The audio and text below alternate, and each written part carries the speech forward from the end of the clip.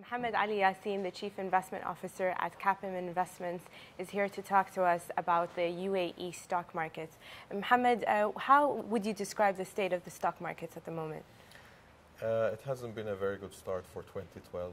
It actually continued from the down cycle that we've seen even in for the past 3 years, but really in 2011.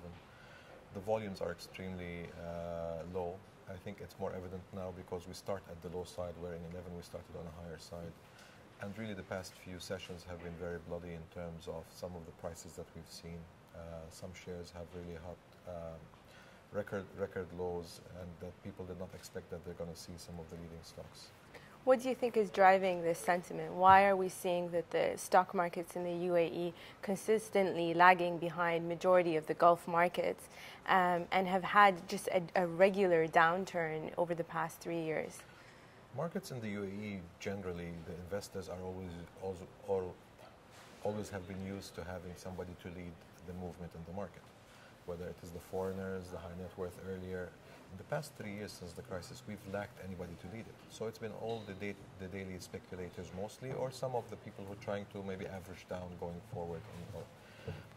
But the fact that the markets has been moving downwards consistently without any intervention, whether it is if you want soft intervention in terms of positive statements, or whether it is hard intervention in terms of liquidity or funds coming to the market, has really put a lot of people's question marks in a lot of people's minds. Well, maybe there's something we don't know. So everybody's saying, well, until I see a reversal, some heavy liquidity coming from government funds, government-related entities funds into the market to change the direction, we'll probably wait out and see what's happening. But the liquidity is there. I mean, if you look at the fixed income market, for example, or the sukuk, it's a very liquid market. You're seeing a lot of trading on UAE government-related entities. And can you explain why there is more interest in the fixed income market as opposed to equity?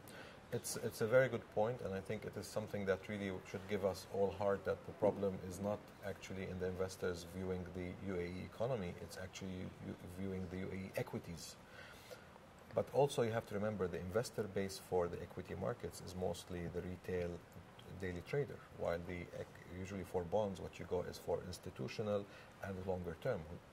Therefore, I think that is what tells you is a lot of the investor base who used to be institutional or high net worth individual longer term have moved to the equities because they're cash yielding. And therefore, they're looking for a cash return at the moment until they see a reversal of the current trend in the UAE equities.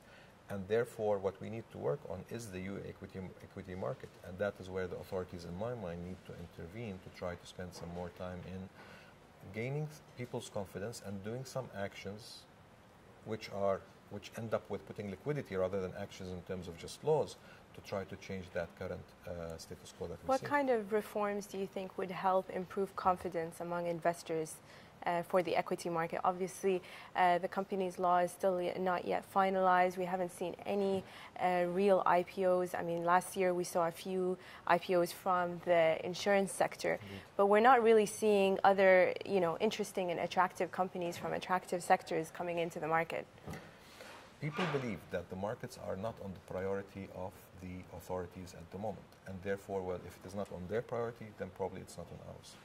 Another side of what I see, what's happening in the equity markets, is that the private sector is not moving as well as it should be. The reason for that, two things. One, no new contracts being awarded in the past, I think, year or two. It's mostly infrastructure, rather to big companies, not the small, specifically in the building materials and in terms of contracting.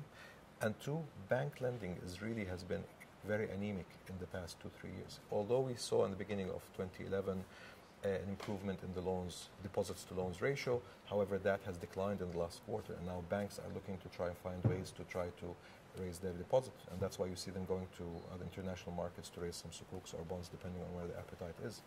So therefore, we need those kind of actions. It's not just the company's law. These are things which I see them as important tick boxes that need to happen. However, they are not the ones that are going to change the direction of the market that we see. Thank you very much, Mohammed. My pleasure.